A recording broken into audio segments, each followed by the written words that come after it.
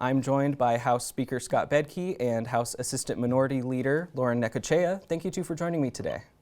Let's start with the first big bill that's been introduced this session, which is House Bill 436, a income tax cut and income tax rebate.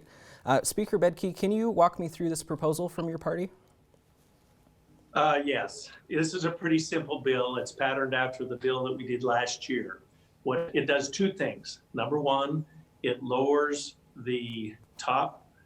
lowers all the income tax rates down to 6% and the corresponding 4-something, 3-something, and 1-something. In Idaho, you are in the top bracket if you make a little over $11,000. And so we're all in the top bracket. And so this is immediate tax relief to all Idahoans. In addition to that, and the cost of that is approximately $250 million that will be returned back through the income tax process. In addition, there's approximately $350 million that will be returned directly to taxpayers. So for you and every dependent that you claim, you'll get $75 or 12% of the amount that you paid back in 2020, whichever is more, and that will be the basis of the rebate. Similar to last year. Last year it was it was 9% of what you paid the previous year.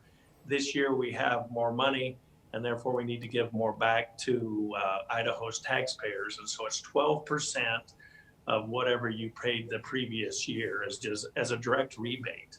And so I think that tells us a couple of things. Number one, our state economy is doing very well. All of the economic activity that is happening out there has found its way through the tax code and back to the Treasury, and we have way more money than we have spent on the budgets. And so we wanted to get this. There's little opposition on this.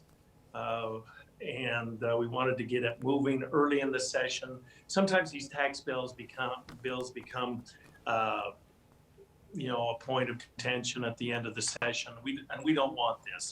There's general agreement. Idaho's doing well. Let's return the money to the taxpayers from whence it cometh, and we'll go ahead that way. So I think this is a pretty exciting day for the state. We have back-to-back, year-to-year record. Last year was the biggest tax cut in state history. And this one, if we're successful getting it through the process and to the governor's desk, will beat last year's by some. Right. It is essentially mirroring the tax cut and rebate from last year, just at slightly higher rates. And this will be coming to taxpayers if it passes as a direct check. Is that right? Unlike, for example, a rebate just like you got last year. And this bill will have an emergency clause on it, so to better get the money back to you and your family just that much quicker. Instead of waiting till July, it'll come back quicker. I don't have the hard dates at this point, but the desire is to get that money back into Idaho taxpayer hands. Before we leave this subject, everyone expected Idaho to be in at least mild recession.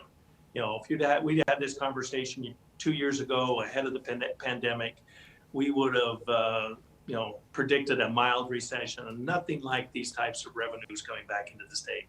I think it's an indicator of how hardworking Idahoans are. They were thrown, there's some adversity, but they worked through it, and our economy is responding. And it just makes Idaho one of those states you want to move to. We've been seeing a lot of that. And Representative Necochea, I want to get your thoughts here. You sit on the tax committee, and you actually voted against introducing this bill when it was heard in committee. What was your rationale for that? Well, it's correct that this is basically a repeat of the bill from last year. So we're again using those dollars that we have sitting on the bottom line and sending them out to profitable corporations, and in ways where the more you earn, the more you get. In last year's bill, if you were a single person earning $25,000, you got an ongoing tax cut of $42 a year. If you earned $500,000, you got $2,000 a year, and that's lopsided. Especially when you look at what regular Idahoans are struggling with right now. Mortgages are getting a lot more expensive, rent's getting a lot more expensive, and property taxes are getting a lot more expensive. So this proposal sweeps a lot of money off the table and closes doors to opportunities we want to have, like addressing property taxes, or having a discussion that has been delayed for a long time around the sales tax on groceries. We are at a point today where we can look at that seriously without threatening vital services like Medicaid, and we can look at it in doing ways that don't hurt low-income people. At this point, our grocery tax credit has been static for years, and so now people are paying more in sales tax on groceries than they're receiving in that credit because grocery prices go up over time, and the tax credit has been frozen. So this is not the tax policy that Idahoans are asking us for, and that's why I couldn't vote to introduce this, because it's going to close the door on other opportunities if we spend all the revenue in this way. And we'll get to Logan, let's be clear on a couple of things right there. Number one, the state does not collect nor set the budgets for property taxes. And so the bill that we passed last year provided immediate property tax relief by raising the homeowner's exemption by 25%. And so and we have begged for 2 years for the local units of government to come with a proposal to help fix this, because the ball is in their court. They make the decisions in this area. Let's talk about the grocery tax. The sales tax that you pay on food right now, you and your family, Logan, you get that money back in an income tax credit. Let's also be clear that if we remove the sales tax off of food, it benefits two demographics. Number one, tourists, out-of-staters, and number two, people that don't pay taxes. And so this idea of using the tax code to redistribute the money is not good Republican policy, and we'll never support that. And I was going to respond to what Representative Necochea said there about the income tax cut. Members of the Republican Party would say, well, the people who earn more money are paying more in income taxes, so it makes sense that they would receive more back from the cut. Representative Necochea, if that's the case, how would your party prefer to see the income tax structure changed? Okay, a lot to say about that, because we're using online sales tax dollars to fund this income tax cut. So let's be clear about that. But when you look at our state and local taxes, sales tax and property tax and income tax, you see a few things about how those taxes are distributed. When it comes to sales tax and property tax, lower and moderate income people pay a larger share of their income to cover those taxes. Now, our income tax helps, it doesn't do it all the way, but it helps balance that out by asking people at the top of the income spectrum to pay a little higher percentage of their income than people at the bottom of the income spectrum. When we keep lowering and lowering the income tax, we just make that even more lopsided, and we're asking lower and moderate income people to pay a larger share of their income in taxes. And that's not good. It's not popular for Idahoans. No Idahoans are emailing me asking me for this income tax cut and corporate tax cut, but it's also not good economic policy. We need to put more dollars into the hands of middle-class people who fuel our local economies. They get their oil change, they get their haircut, they buy their groceries in their communities. That powers small businesses and leads to a vibrant economy. And every small business in the state of Idaho will receive this tax cut. They will receive this rebate. 85% of all businesses in Idaho are small and or pass-through entities. They will receive this rebate just the same as the school teacher or the plumber or whomever. This is, let's just look at it. We have created a very positive business climate here in the state of Idaho, and the proof is in the pudding. Our economy is doing well. The foundations that we've laid in the previous years are working, and we need to look no farther than these surpluses for Exhibit A. It's working. Let's not mess it up. So let's. I'll say one quick thing. You're Sure, right. The economy is great. So why do we need to cut the corporate tax rate for profitable corporations? 80% of those dollars are going to flow right out of the state. They don't fuel our economy. And I just don't see how that helps us build a strong, thriving middle class. If I'm one of those corporations and I'm not paying taxes in Idaho, I'm hiring Idahoans and giving them a good paying job here in Idaho. It's a good mix of small and large here, and we've got something good going here. Let's move on from the income tax discussion on to property taxes. Like the speaker mentioned, property taxes are levied at the local level, but the state does have a role in setting up the structure for that. Last year, the legislature passed House Bill 389, which did a number of things related to property taxes. Mr. Speaker, are you happy with the effects of that bill? Do you think it's been successful? Well, in honesty, yeah, I am happy overall in that it provided immediate property tax relief for every homeowner in the state.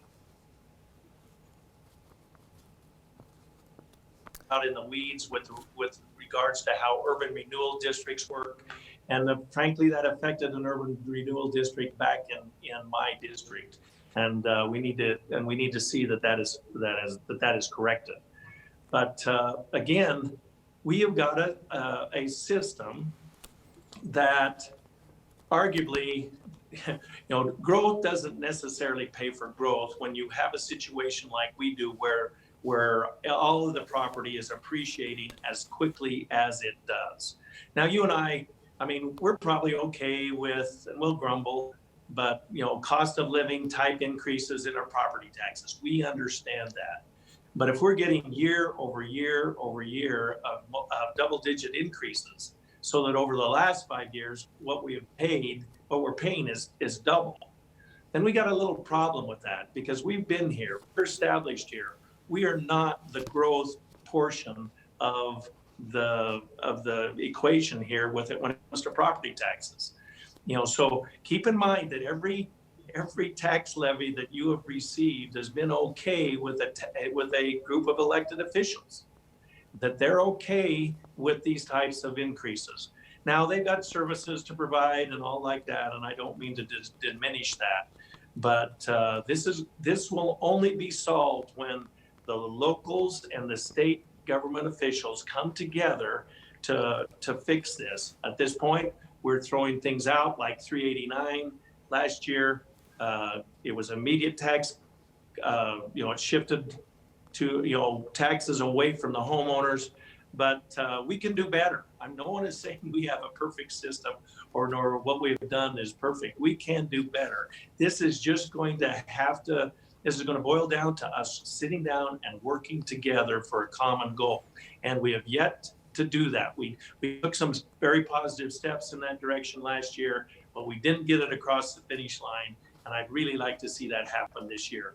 Keep in mind, though, when you take general fund monies or the surplus, which is one time, and you prop up property taxes ongoing, that's a recipe for disaster. You can't use one-time money for ongoing expenses. And then there's the question of should we be mixing the general fund with property taxes at all? And so these are questions that we've got to discuss, we've got to argue about, we've got to come to some kind of conclusion, because it doesn't matter whether you're talking to my friends on the left or the friends in my caucus. Everyone agrees that we can do better when it comes to property taxes. And Representative Necochea, we had you on the show last year. Actually, you and I did an interview about House Bill 389. A year later, how do you think things have gone? Poorly. There were a couple good things in the bill, modest increases in property tax assistance for seniors, but then that was paid for by cutting some seniors out of the program. And again, it was, I think, an increase of a maximum amount of assistance by $180. And that's just not enough. The speaker mentioned the increase in the homeowners exemption from $100,000 to $125,000. That didn't even cover a year of housing price growth, where I live and in our fast growing parts of the state. So my constituents still saw their property taxes go up substantially. And that would have been true even if local budgets did not make adjustments for inflation. And we're seeing new problems that we anticipated that local government said would be the case, and that we did, and they weren't listened to. Small towns that might want to grow and build new housing now face this harsh 8% cap on how they can grow their budgets to provide services. So the small town of Greenleaf was talking to the developer. They wanted to come in and build a whole new bunch of houses we need desperately in this valley, that would have increased their taxable value by about a third, and they would have to increase their contract for law enforcement services accordingly about that amount. They had to discontinue talks about this development because they were going to face this 8% cap, and they wouldn't be able to provide adequate enforcement and emergency response. So we're officially constraining our ability to make growth pay for itself, deliver the housing and the homes and the economic growth opportunities that all small towns need. I think this was probably designed, this 8% cap, to try to punish larger cities, but it's hitting small cities, and we would have taken that into account.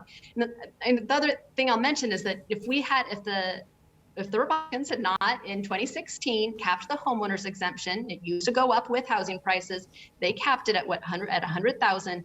If they had not done that, today the homeowners exemption would be worth $175,000.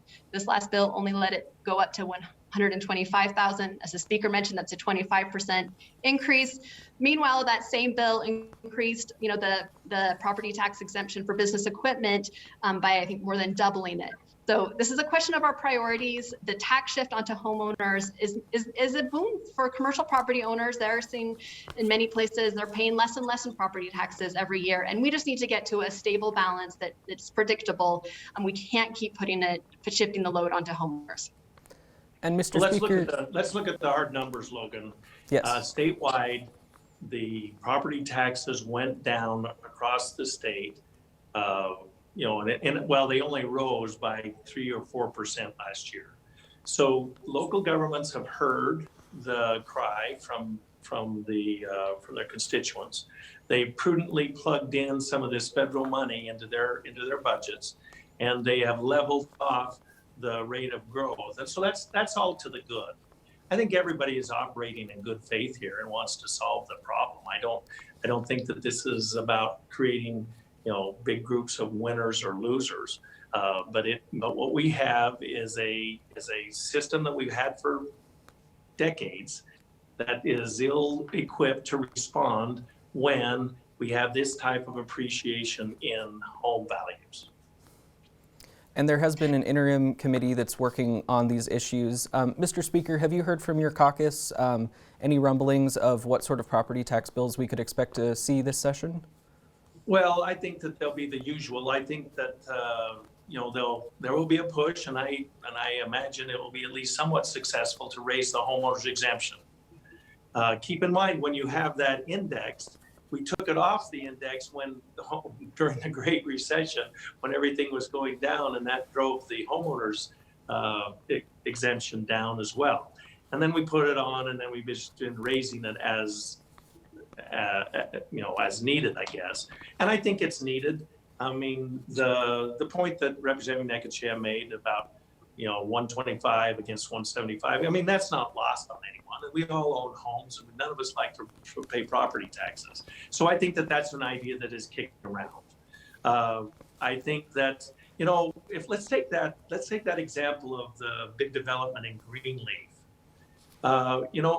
If the new market value of that development were used to lower everyone's levy rate, that would be one thing. And so having a development would be good, but that all is counted as new construction and is counted against the budget. So that development allows the budget to increase. And so there's no property tax relief to the people that were already in Greenleaf because of that development. And so we need to maybe adjust so that more of the new construction goes back to the old base to provide some property tax relief to that whole taxing district. No one is against the new developments and whatnot. It's just how we count that in the budget setting process that is the issue. And again, it's no one's fault. It's the system that we've had. but it could be adjusted. I think many state legislators are reluctant to get in and micromanage these budgets. Obviously, we set the policy, but this is my invitation to all units of local government. Let's sit down. Let's get this thing fixed. We can do better. We have our state is growing. Everything is working. There's money. We can just because we used to do it that way doesn't mean we have to do it that way in the future. All right, we have got just about a minute left here. Unfortunately, we can't talk about this first week of the legislature without talking about COVID. There have been multiple lawmakers who have tested positive, and we had a couple of guests for the show this week that were lined up that had to cancel on us because they are feeling under the weather.